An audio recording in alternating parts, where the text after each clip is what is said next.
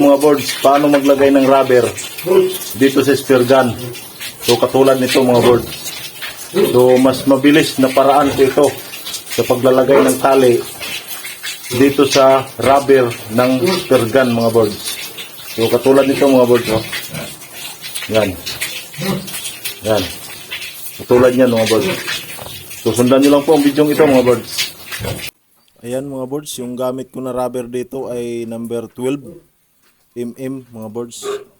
At saka ito yung tawag dito. Parang sintas pero matibay yan mga boards, hindi yan sintas. So ito yung gamit ko, yung ginawa kong sima. So itusok lang ganyan mga boards. Ito yung magsisilbing guide niya mga boards. Kahit gaano kalaki yung pagkatali niyo mga boards ay kayang ipasok mga boards kasi mayroon siyang guide.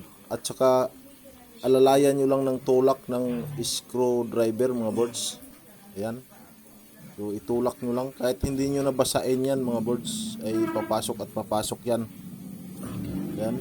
Itulak nyo lang mga boards. Ayan. So mag-ingat lang po kayo sa pag-tulak mga boards. Ingat lang po sa pag-tulak ng mga tumama sa kamay. Ayan mga boards, pumasok na. Ganyan lang kadali mga boards, pagpasok ng tali sa rubber mga boards. Ilagyan nyo lang po ng guide. Yung ginawa nyo yung sima. Ayan. Yan po yung pinaka-guide niya. So ganyan lang kadali mga boards. Ayan, pumasok agad. At saka nyo talian ng kuralon mga boards. Yung matibay yung itatali nyo dyan mga boards. Yung ginamit kong pangtali dyan mga boards ay kuralon. Yung pangtahi sa mga baling or baring mga boards yan. Kuralon yung tawag dyan. Or nakadepende rin sa inyo mga boards kung may pangtali kayo. So ganyan yung pagtali mga boards. Yan. Iikot nyo lang. Yan, nakaganyan siya. Tapos iikot nyo pa ng isang bisis. Yan. Ikot lang. Yan. Tapos yung dulo, ipapasok nyo lang dyan mga boards. Yan. Tapos hilain nyo lang mga boards. Ayan. Yan. Ganyan po yung pagtali. Para hindi po siya, kahit higpitan nyo mga boards, pag bitaw nyo ay hindi po siya babalik. So higpit na higpit po yan mga boards. Pag hinigpitan nyo. Ayan. Ganyan lang mga boards. So hilain nyo lang. Higpitan nyo lang ng mabuti mga boards. Ayan. Ipantay nyo lang mga boards. Ayan. So higpitan lang mga boards. Ayan o. Kahit pag bitawan mo yan, hindi yan babalik. Hindi yan aangat mga boards. Hindi yan itutulak ng rubber pag binitawan nyo sa ganyang paraan na pagtali mga boards. So sa mga hindi pa marunong, sa mga walang ideya, so ganito lang po yung gawin nyo. Pero sa mga marunong na dyan, so alam na nila kung paano gawin yan. So ganyan lang, itali nyo pa ng mabuti mga boards. So ayun.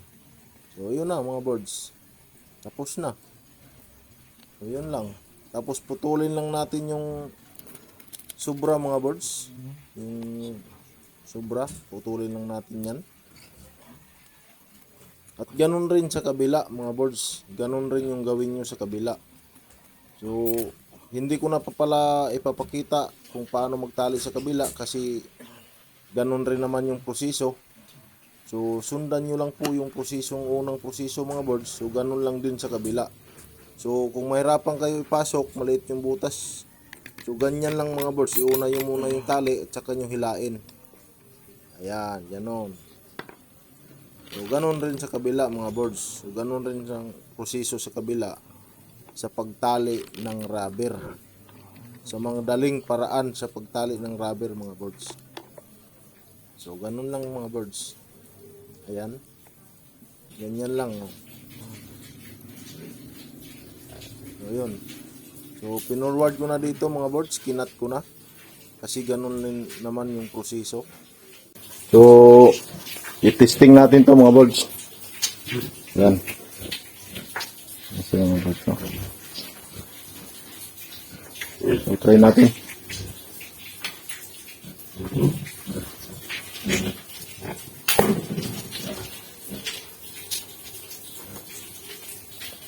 No?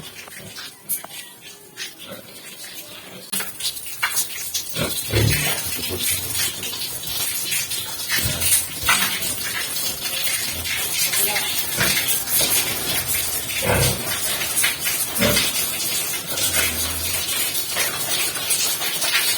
bago ka pa lang po sa aking YouTube channel at nagustuhan mong video ito, huwag kalimutan mag-subscribe at pindutin na rin po yung notification bell para lagi kang updated sa mga susunod pa pong mga i-upload na mga video. So maraming salamat po mga bird.